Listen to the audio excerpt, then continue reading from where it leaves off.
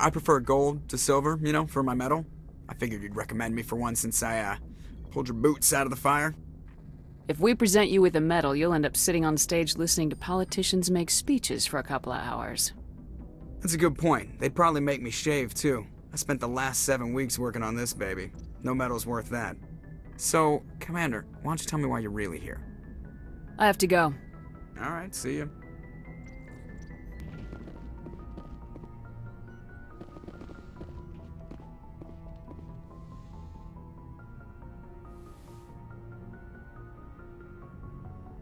Commander, are you coming to check up on me? You look much better. How are you feeling? Dr. Chakwas assures me I am going to be fine. I was impressed with her knowledge of Asari physiology. You're in good hands. Dr. Chakwas knows what she's doing. I never properly thanked you for saving me from the Geth, Commander. If you hadn't shown up, I'm just glad we got there in time. So am I. I know you took a chance bringing me aboard this ship. I have seen the way your crew looks at me. They do not trust me. But I am not like Benezia. I will do whatever I can to help you stop Saren. I promise. Don't worry, Liara. I trust you. I know you won't let me down. It means a lot to hear you say that, Commander. Thank you. Tell me about yourself, Liara. Me? I am afraid I am not very interesting, Commander. I spend most of my time on remote digs, unearthing mundane items buried in long-forgotten Prothean ruins. You must enjoy something about it. I love my work. Seeking out history's lost secrets has a special appeal for me. You were actually touched by working Prothean technology. That is why I find you so fascinating, Commander. Sounds like you want to dissect me in a lab somewhere. What? No! I did not mean to insinuate. I never meant to offend you, Shepard. I only meant that you would be an interesting specimen for an in-depth study. No, that's even worse. Calm down, Liara. I was only joking.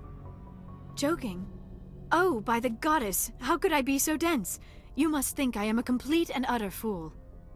Now you know why I prefer to spend my time in the field with data disks and computers. I always seem to say something embarrassing around other people. Please, just pretend this conversation never happened. Do you know why Benezia joined up with Saren? I don't understand it. She was always outspoken about the need for the Asari to become more involved in shaping galactic events. Maybe she thought allying herself with Saren would somehow be for the greater good in the long run. At least I hope so. This hurts you, doesn't it? None of this makes any sense to me. I have not spoken to Benezia in many years, but I know her, and this was not like her.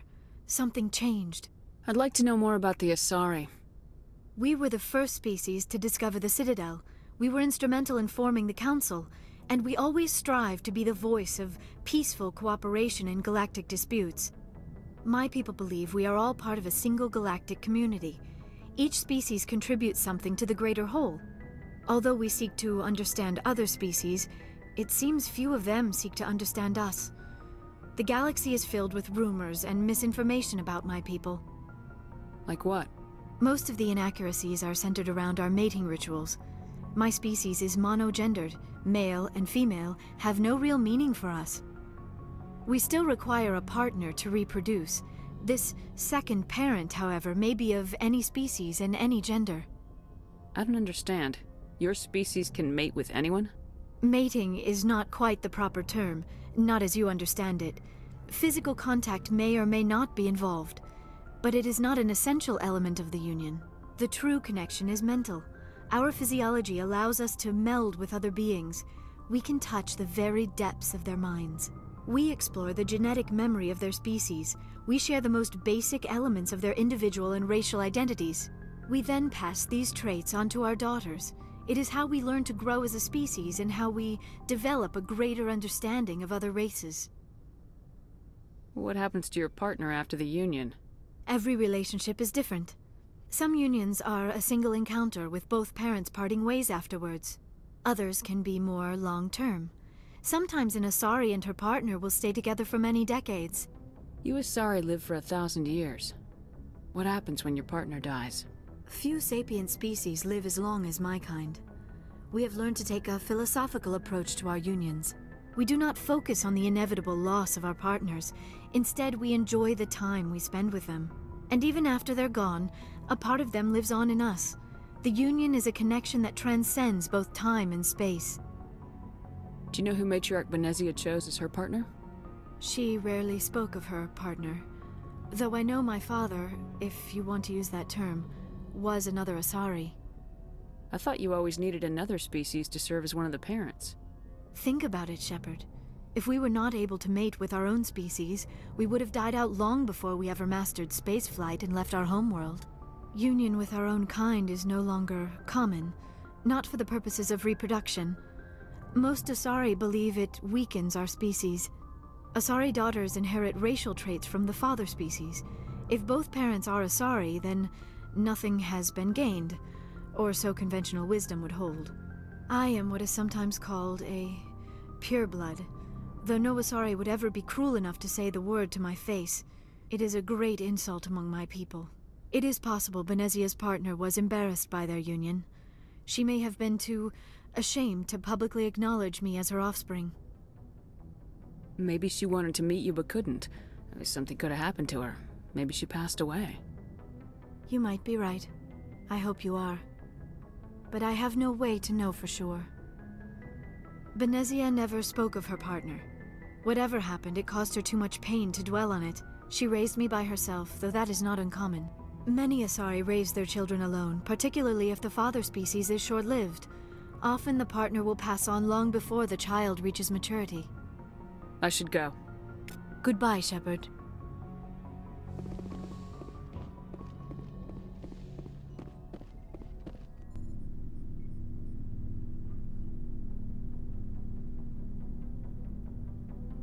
Commander, do you have a minute? Make it quick, Lieutenant. I have a lot on my mind. This Saren is looking for records on some kind of galactic extinction, but we can't get backup from the Council? Sorry, Commander. There's writing on the wall here, but someone isn't reading it. We've got our orders. Belly aching won't change them. I hear you. It just seems like a group that's been around as long as the Council should see this coming. I mean, it's funny, we finally get out here, and the final frontier was already settled. And the residents don't even seem impressed by the view. Or the dangers. Well, well. You're a romantic. Did you sign on for the dream, Malenko? Secure a man's future in space? Yeah, I read a lot of those books when I was a kid, where the hero goes to space to prove himself worthy of a woman he loves, or, you know, for justice. Maybe I was a romantic in the beginning, but I thought about it after brain camp. Biotic acclimation and temperance training. I'm not looking for the dream. I just want to do some good. See what's out here. Sorry if I got too informal. Protocol wasn't a big focus back in Bot. Tell me about it. Biotic acclimation and temperance didn't last past the airlock. To the kids they hauled in, it was brain camp. Sorry, hauled in is unkind. We were encouraged to commit to an evaluation of our abilities so an understanding of biotics could be compiled. There are worse results of accidental exposure to Element Zero in the womb. Beats the brain tumors some kids grew up with. Seems like you beat the odds. How many didn't make it? Out of 100, maybe 60 have no effect. 30 suffer adverse effects, little things like brain cancer. The other 10 show enough ability to augment with implants. Not always permanent, though. Not like the cancer. Next thing you know, you're out on Jump Zero. I mean, how's a kid supposed to deal with that? A station at the edge of human space. Jump Zero is Gagarin Station, right? What's it like? Yeah, that's the official name. Biggest and farthest facility we had for decades. Right on the termination shock, the outer edge of the solar system. It's where they did all the Goose Chase FTL research before we caught on to using mass effect fields. It was a sterile research platform when I was there. There were other kids in the same boat, right? At least you weren't alone out there. That's true. We did have a little circle that'd get together every night before lights out. We didn't have much to do, though. It was a research platform then, and Kinetics kept Jump Zero off the extranet to prevent leaks. And you must have had plenty of time to get to know each other. Yeah, we'd sit around and bull every night after dinner, play cards or network games. There was this girl named Rana, who had a little circle grow up around her. She was from Turkey. Her family was very rich. But she was smart and charming as hell. Beautiful, but not stuck up about it. Like you, I guess. Ma'am. Sounds like she was special to you. She was. Maybe she felt the same. But things never felt together. Training, you know. You know of any intentional exposures for certain? No one knows. Doesn't mean they didn't happen. As big as the exposures were, it was hard to track down accidentals. It was different then. No one knew the potential, so there wasn't a lot of regulation. Anything kinetics did was gold.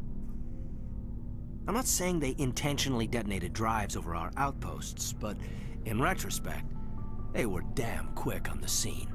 Jump Zero's a long way from home. What was it like? The grand gateway to humanity looks a lot better in the vids. Anyway, this was supposed to be a casual debrief, not a bull session about stuff that happened years ago. We have to depend on each other in combat. I like knowing what kind of man I have at my back. I understand, ma'am. I won't let you down. You, make a habit of getting this personal with everyone? Of course, but I don't enjoy it with everyone. We'll talk again later. I'll need some time to process that, Commander. But, yeah, I'd like that.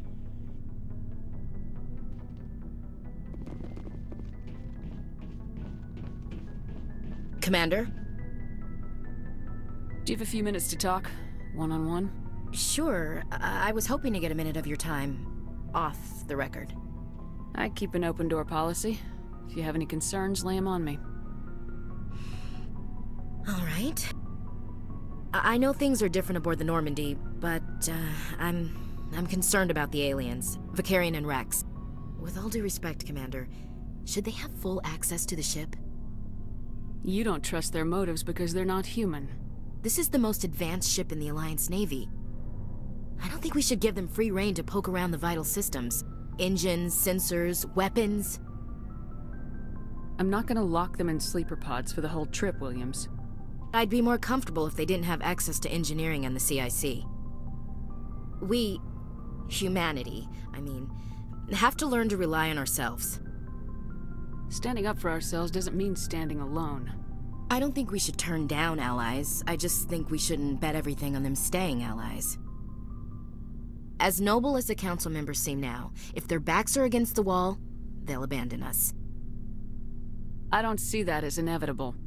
Look, if you're fighting a bear and the only way for you to survive is to sick your dog on it and run, you'll do it. As much as you love your dog, it isn't human. It's not racism, not really. Members of their species will always be more important to them than humans are. You sound like one of those Terra Firma party pamphlets, Chief. Terra Firma is a pack of jackals. The founders had ideals. These days they just play off xenophobia and bigotry. I hope my reasons are more rational. My father, grandfather, great-grandmother, they all picked up a rifle and swore the oath of service. I guess we just tend to think of Earth's interests as our own. All right, I can see where your concerns are coming from, Williams, but this is a multilateral mission. You're gonna have to work with aliens, like it or not. It won't be a problem, Commander. You say jump, I say how high. You tell me to kiss a Turian, I'll ask which cheek. I don't think kissing Turians will be necessary. You never know, Commander. Dismissed, Chief. Ma'am. Commander, how are you? Why did you want to be a C-Sec officer in the first place? That's a good question. There were several reasons, I guess. Like what? Probably the same as most officers. I wanted to fight injustice, wanted to help people. I guess my father had something to do with it too. He was C-Sec, one of the best. I grew up hearing about his accomplishments or seeing his picture on the vids after a big arrest.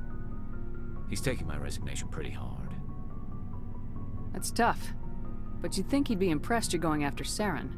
My father's a C-Sec man to the bone. Do things right or don't do them at all, he says. He thinks I'm being too rash, too impatient. He's worried I'll become just like Saren. He actually talked me out of becoming a Spectre when I was younger, for the same reasons. You were asked to be a Spectre? Well, I was targeted as a possible Spectre candidate. Me and about 1,000 other Turian military recruits. I could have received special training, but my father didn't like it. He despises the Spectres. He hates the idea of someone having unlimited power with no accountability. He wouldn't like you, Commander. No offense. Spoken like a true CSEC officer. Yeah, it's a speech I've heard one too many times. But Saren's not gonna play by our rules, CSEC's rules. If you want to nail Saren, you need to send someone who isn't restricted by policies and procedures. You're a quick learner, Garrus. We'll beat him at his own game. It's the only way to stop someone like him.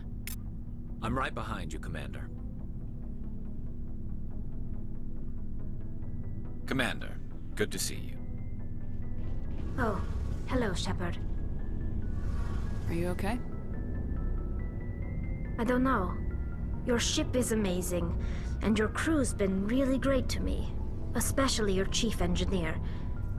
But I just sort of feel out of place. The Normandy runs so smooth it feels like we're not even moving. And the engines are so quiet. How do you sleep at night? The silence wakes you up? Back on the flotilla, the last thing you want to hear is silence. It means an engine's died or an air filter shut down. I guess you don't have to worry about that here. But old habits die hard. But it's more than just the silence. This ship feels so empty. It's like half the crew is missing. Back home, I couldn't wait to go on my pilgrimage.